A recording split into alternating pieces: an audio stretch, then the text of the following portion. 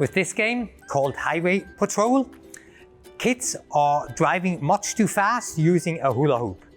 And one of the teachers, eventually also children, are the policemen, and they try to stop all these fast cars by throwing beanbags or balls into their hula hoops.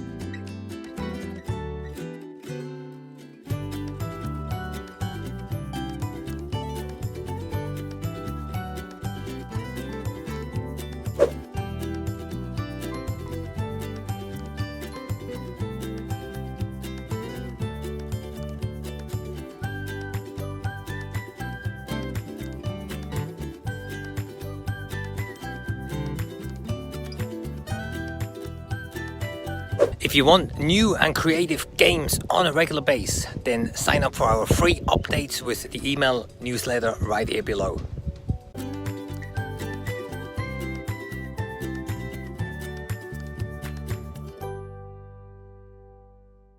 Want to get new and creative games for PE for ages 3 to 7? If yes, then use this link right here in the description.